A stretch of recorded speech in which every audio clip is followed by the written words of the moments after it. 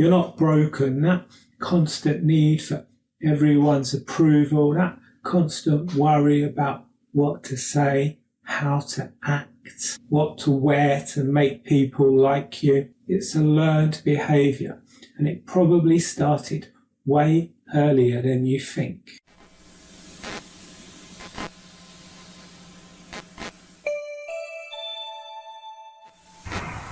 Today, we're going to go deep into the psychology of approval addiction. Where did this addiction come from? Why is your brain wired to seek approval like it's oxygen? And most importantly, we're going to look at how you can break the cycle, how you can break these patterns that have probably been passed down through generations of your family. This is about understanding the root of why you feel you need permission to just be yourself. Here's the thing about approval addiction.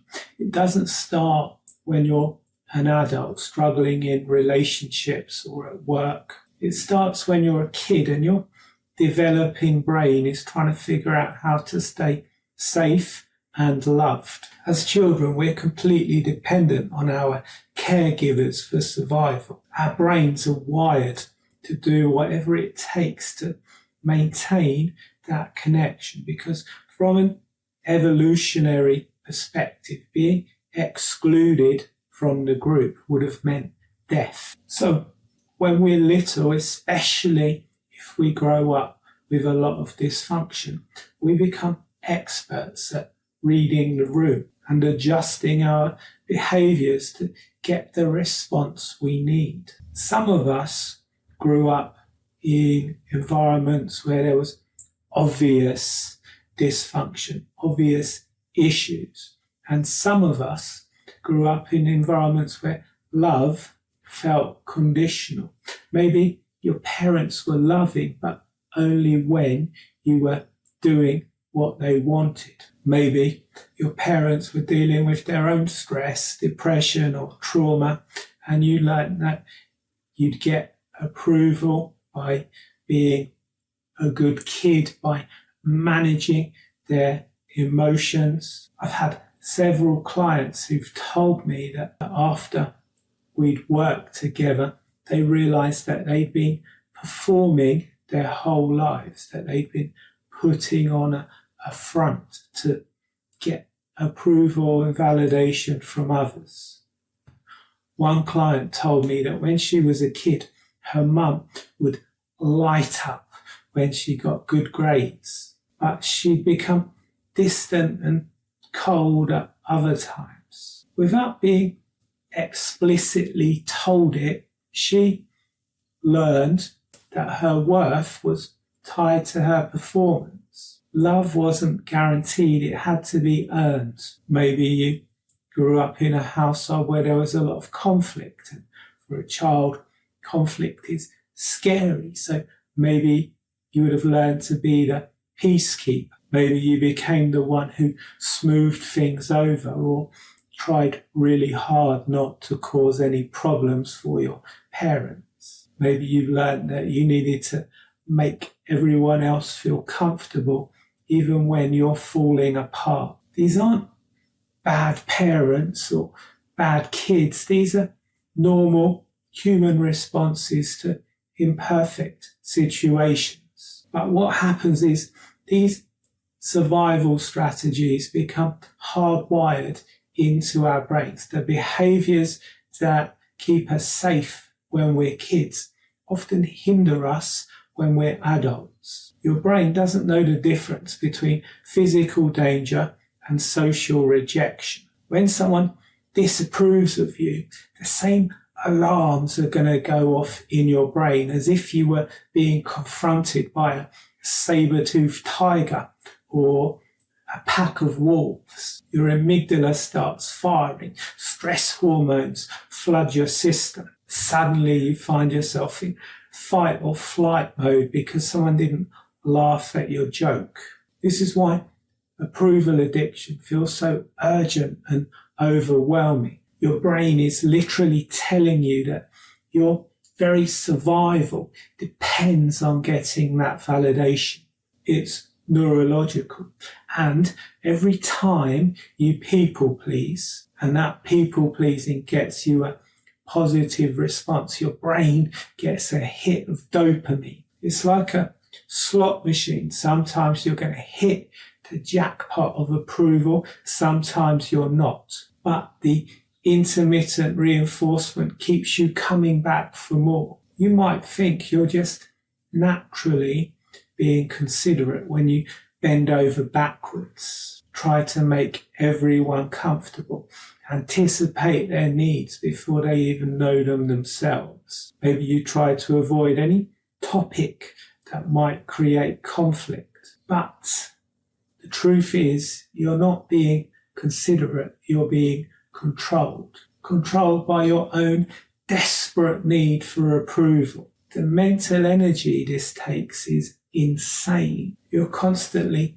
scanning for threats to your likability, running scenarios in your head, adjusting your personalities like a chameleon. It can be like having a full-time job that you never get to clock out of. And it's really wild that this approval addiction often gets passed down through families like a genetic trait, except it's not genetic, it's learned. Think about your parents or caregivers. Were they people pleasers too? Did they teach you either directly or indirectly that other people's comfort was your responsibility, more important than your own? Did they teach you that being selfish was the worst thing to be? That good people always put others first? Maybe your mum was constantly worried about what the neighbours thought. Maybe your dad never said no to his boss, even when it meant missing time with you. Maybe your grandparents grew up in environments where survival literally meant not rocking the boat.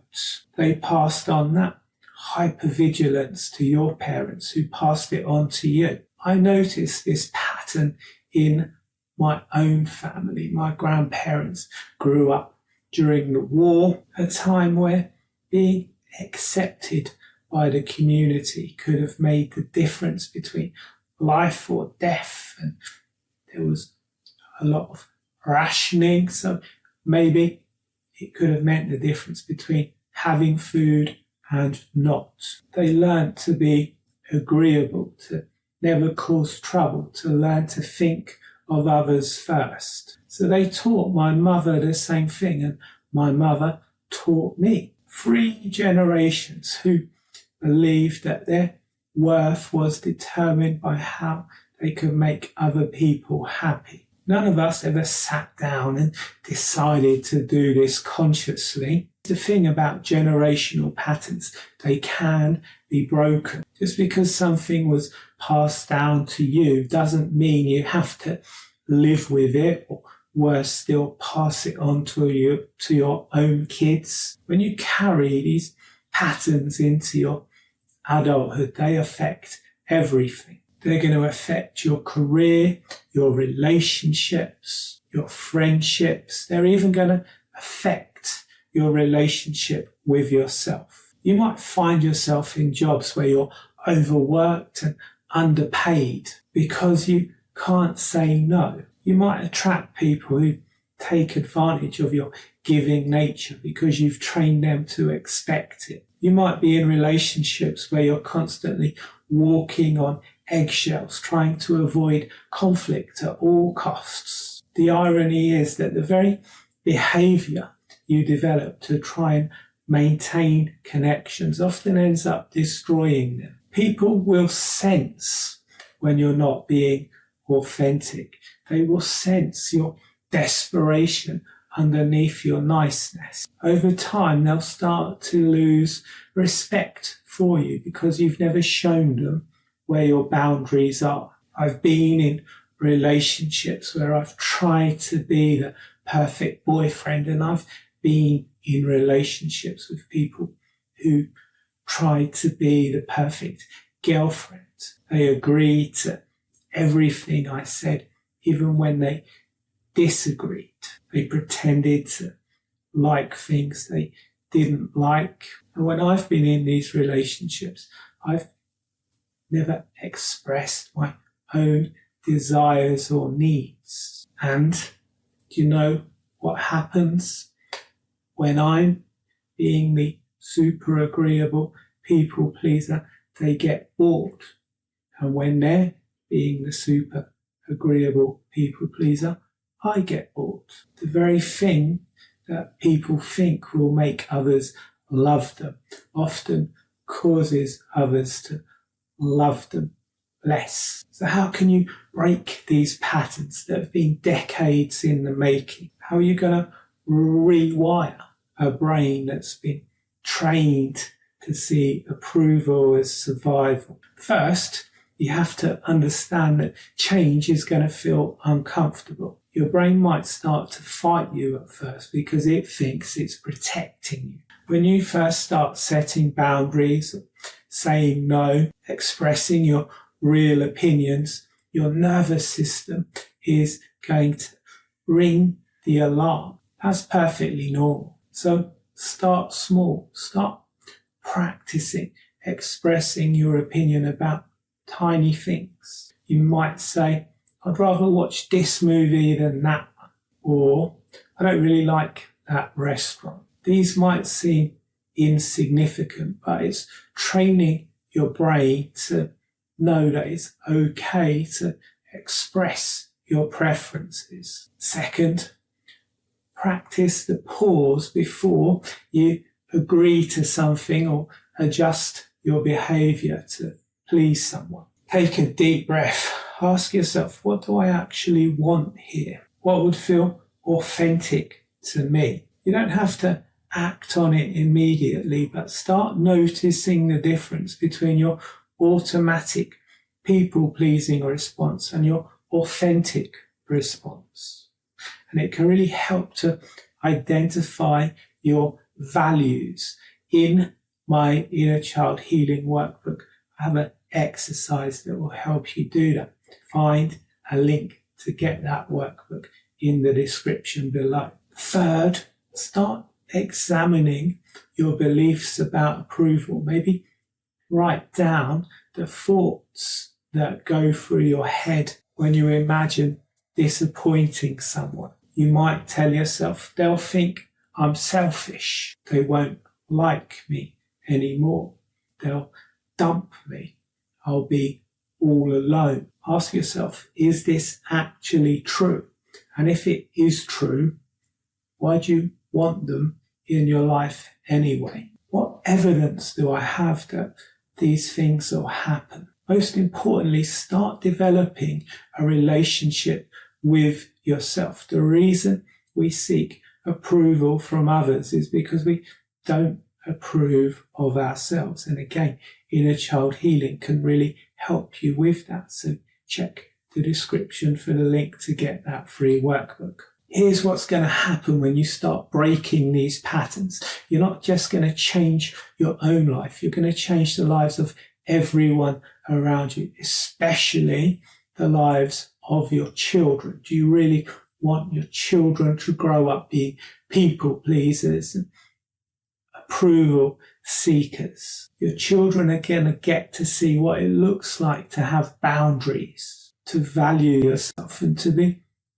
authentically yourself. Your friends and family are going to get to have a real relationship with you instead of a performance. Your romantic relationships are going to become deeper because they're based on who you authentically are, not who you think you should be. And you're going to get to experience something that you may never have before, and that is the peace of being yourself without apology.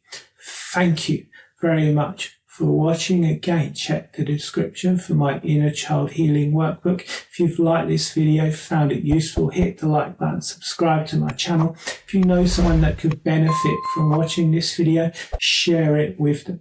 See you next time.